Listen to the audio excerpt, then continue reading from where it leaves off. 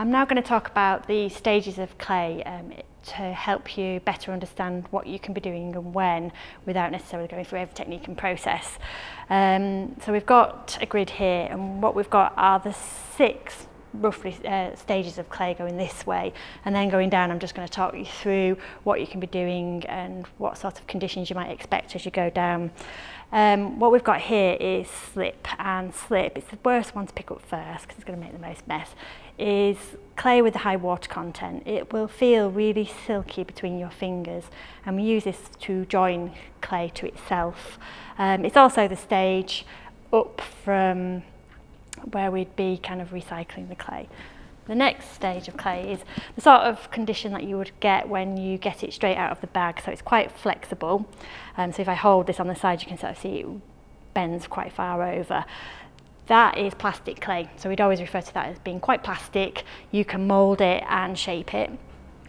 The next stage up from that is like a cheese hard clay, so there's a little bit of flex. In fact, this is actually going over to a little bit more what we'd call the next stage, which is leather hard, but there's a little bit of flex in it and you can still bend it and shape it. And then beyond that, we've got what's called leather hard. Again, there's still a little bit of flex in it and you can shape it, but not so much. On from that is white hard, so it started to dry, no flexibility, you wouldn't use it at all to make with, and you can see it's got this kind of powdery film on it, but it's still cold to touch, so it's got water in there. So if we were to put that in the kiln there and fire it above 200 degrees before that water could escape, that would blow up. And it'd be a catastrophic kind of blowing up. And then beyond that, we've got bone dry clay, which if you stick the tongue on it, it'll stick. Because there's no more water in there except chemically combined water, so that's why we put it in the kiln, to get rid of that chemically combined water, so we go through into the ceramic change. Can't use it at that point. If it breaks at this point, you've had it. So when the clay is really plastic, you can pick it up. It's got a clammy feel to it, it's cold. It's also got quite a wet sheen to it.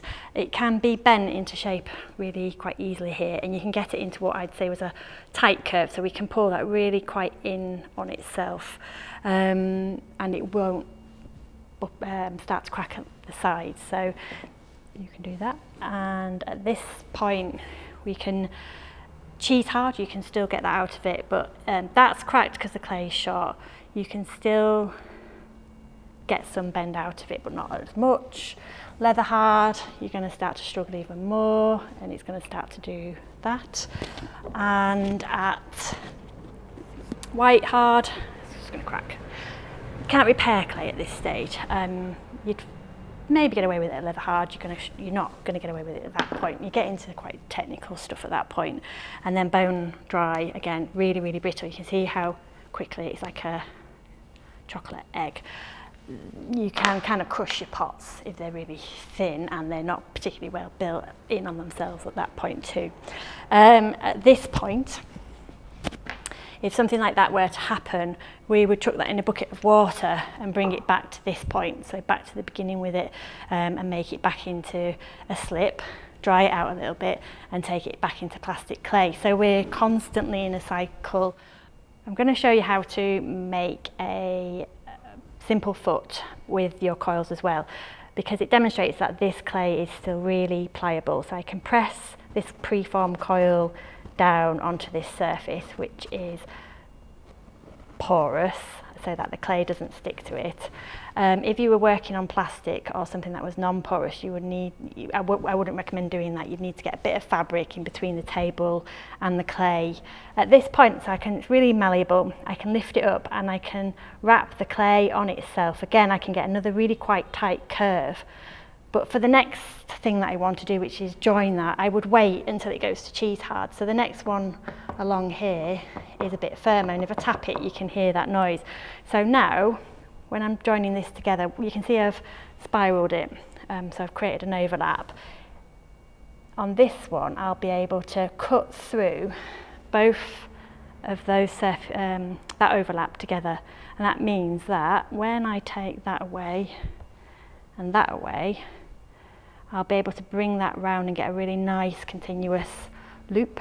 And then to join this together now, you can see I can handle this cheese hard clay without bending it and damaging the surface at all, but it's still soft enough for me to get in there with a scalpel, apply some slips. So we're using that from earlier on to join this together and pull that together, listening out for a little bit of a sound of those two walls being pushed together. So that then I would leave until it got to a little bit drier, or that bit of slurry set to the same consistency as the rest of the clay. A little bit further on leather hard, I can still do that manoeuvre, but I can still do it, but I wouldn't want to be messing with that and reshaping it too much. But you can get in there, handle the clay and score it together. And that is where I would not do any other sort of joining techniques like that, so massaging it together, because beyond that we get into white hard clay, which has got no flexibility to it, it will break. And then just at the end here I've kept it. This is why you slip and score. So this I made yesterday, but didn't slip and score it, and it was a loop, so it was like that, and overnight it's just relaxed back out of it. So it's why you have to slip and score when you get to certain stages of the process. So whenever you think, should I, you can always go on an err on the side of caution. If in doubt, slip and score. With these earlier processes, which is the next bit, so when your clay is at the plastic stage, what you can do is blend it together with your finger. So we would join that clay and blend it together by pulling the clay and knitting it onto the coil below. So I can see, and you would do that from the other side too. And you can see I can really move that clay together. When you can't do this anymore, this is when you start slipping and scoring, or when you think it's getting a bit too dry that it's getting shaky. So the next level up, the cheese hard clay, I can still do a little bit of that, but this time I kind of need to bring in a tool, and I'd be a little bit nervous about just relying on that knitting there. It's just coming, and if in doubt, what you would do is, instead of just blending it like that, you might score between those coils. So if you're attaching a drier coil onto, a coil onto a drier pot, which we will show you, you might score those two to get them together and help with keeping them knitted together. The problem is if you're doing that and blending, you end up with this slurry in the way. But it does, so you can press that together a bit like you would if you were slab building, wait for that clay to guide. So you can start to see him still be able to press my fingers in there, but there's just not quite as much capacity for that to knit quite so, and move about quite so much. You've kind of got limitations at that stage. And then from there onwards, you can't knit together in the same way. So all of these will just have to stay loose. In fact, you can't do anything with those really. Well, you can do with the leather hard, but beyond that you've done, and that's why there's one missing at the end. Bringing that back in. The next thing is, let's say you were thinking about doing a handle. We get people wanting to make mugs quite a lot, and there's a temptation to get that handle and immediately stick it on something, but the process of doing that will distort that clay because it's pliable, because I can still do all of these things with it. So attaching it to a body would mean that it would droop under its own weight a little bit and also get really mucked up in the process. So what we would do is we'd do what I've done here, is shape it. And you can see I've got, to help me shape it, it's useful to have some formers to work on. I mean, this is a little bit big for a cup handle, it'd be a bit more like a jug handle. And then I would let that set up. So you can see when I go to the next stage, where I might start thinking about my handle, where it's cheese hard, I can now lift that up and that handle's a little bit firmer. One thing that's happening, and I touched upon it a little bit earlier with the split one that hadn't been slipped and scored, is that as these dry, they will raise themselves off the formers that you're using. So The next few steps will demonstrate that. So these are, I'm going back to and tucking them back onto the board, back onto what we call a former. And then I'm only taking, and then here I might lift it back in. It's leather hard and I can still attach it. And then at white hard and bone dry, you can see they have spread. So if I compare that to that, they've opened back up again in profile, in width. So it's a good example of you needing to come back in and just keep an eye on things. You should always be assessing constantly, keeping an eye on things. It's really hot today and humid, so these things are moving really quickly. They've been sat out on the table for a while. So with a handle, I'd not join it until we're somewhere here and here. One thing I've not mentioned is there's a load of nuance between all of these, and also different clays will behave slightly differently. So you've just got to get to know your clay. And in showing you this, what I'm trying to demonstrate is try not to, when you're making pots, really just focus on the end piece, because sometimes that means you're not paying attention to what's happening on the way there. And that's when the end thing that you're working on starts to give you problems, because you might be moving too quickly through a process or trying to do something too early, and it really just doesn't want to do it. So that's that. At this block here, you can see I've cut out some squares. And this one's really about laid out so that I can show you when to attach. This clay, so when you're attaching clay to itself, ideally it should be the same consistency. So you can see it's quite flexible. It's got that sheen to it. It's quite clammy and cold. When I've lifted it up, it's a lot of water's come out onto the table, so the table's pulling moisture out from the back, as well as air travelling across the front. If I wanted to join that onto there now, can you see it's already kinked and bent in the process of doing that? I wouldn't be able to do it in a very controlled way. I'll just quickly mock that up. I'm going to take off some excess, so whenever you make a handle, make it longer than you want to allow for some excess to come off. And then, so even the cut is not great. It's dragged, so I'd have to go in there again. It's moved, the handle's lost its shape. And that will have strained all this back edge here now, so it's just the wrong time to be doing that sort of thing. Then I would slip and score along here, and then this slip is even more watery than the first one, because I don't want a massive amount of slip coming out. So you can sort of see it's moving about, and then when I press that onto there, to get enough purchase, I'm pressing it's just the wrong stage to do it. You can see it's flopping about, and also I've dinked this bit of the coil, and I want it to stay as cylindrical as possible, and so it's just not the time to do it. And that also, gravity would start to take hold. This is you can see this is much wetter than that, but they're still at that plastic stage. So that is a guidance of things and what not to do. At cheese hard, you can get a little bit more control. So you can see now I'm lifting that up, but it's still a little bit wet. So I'm going to skip it again and go into leather hard. So at leather hard, it's got a little bit of a firmness there. And then I can cut that and nothing's moving whatsoever. And then that's ready to go. It's not dry, it's not opened up. I'm not leaving dimples on the surface. And with that, I'd be able to get in there, cross hatch there,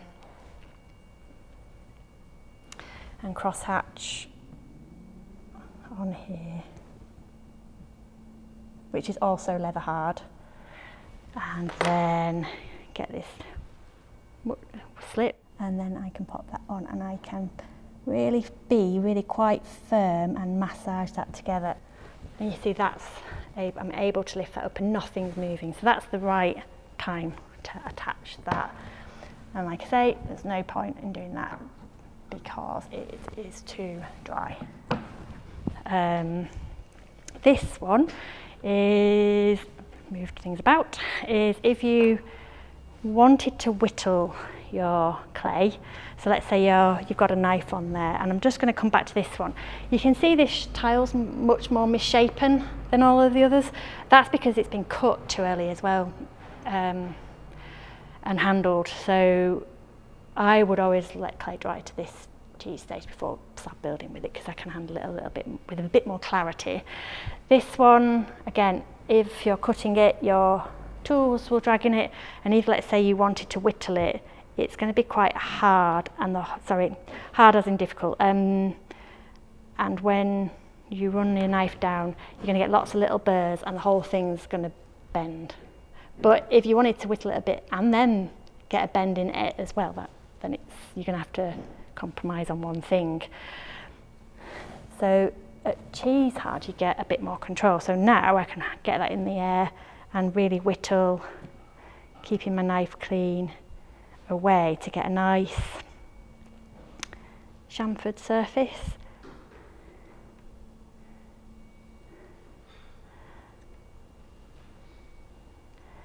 So that would be a good time to do a lip or nibble away at something and still be able to benefit from being able to attach it to something else and still get a little bit of flex in it in a controlled way without then damaging all of that sharp edge that you've just made. And you will get a similar amount of control at leather hard, so you can peel at leather hard as well, and that's going to give you a really sharp line, and you would still be able to attach as demonstrated with the last one. So again, which stage you go for will depend on your clay as well. And then here, that one goes there. Same problem with this. I'm just going to show you carving. So if I carve into this plastic clay here with a wire loop tip, you might be able to see it's really sinking into the clay.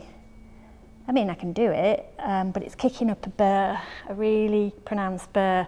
And then let's say you felt compelled to do that, that's just going to look really messy because it's still blendable and you can still kind of get it back to a completely different shape if you wanted to at this stage. So cheese hard, a bit more control again, but probably stick a little bit and still get some burrs out of it. Leather hard's a great stage to do that and do it with a lot of control. If you wanted to carve at this stage, it's doable, but you've now got to be mindful of dust. So ideally when you're doing something like that, you would work on a cloth. I'll bring it forward. You would work on a cloth and make sure that dust goes downwards. It's not a stage, I mean, we really discourage it at the studio because we have a major dust issue because we're exposed to it more than we're potentially exposed to it more, so we're on it and making sure that we're not generating it excessively anyway. So working with clay at this stage, we tend to discourage it. At home, it's risking exposure. As long as you grab that and as long as you're not sort of inhaling it and sweeping things up, you'll be okay. Just wipe everything down. And you can, another problem with doing it at that stage is it can chip the clay. And then over here we've got the bone dry. Again, you could cut into that, but you're generating dust, so we would deter against it generally. And if you did want to wipe the surface on this now, it's where you get a damp sponge and fettle across it without excessive rubbing, but we'll come back to that in a minute. So again, we're talking about these zones being sort of the best time to do some of those things with the wire loops. A rasp, so if you now go back and try and lift this plastic clay and rasp it to clean up the surface, it's going to do the opposite of what you want. It's way too wet. You can see in handling it, I've not got any control over it. It's flopping about all over the place. And then if I get a rasp on there, which is generally used to take down a surface, it will do it, but then I'll be aggressive with it. You can see it's flopped out of shape. It's created a burr, quite a sizable one over here. And all you're going to end up doing now is trying to clean something up with at a stage that it doesn't want to be cleaned at, and creating more of a job later on. So I just wouldn't touch a rasp on that.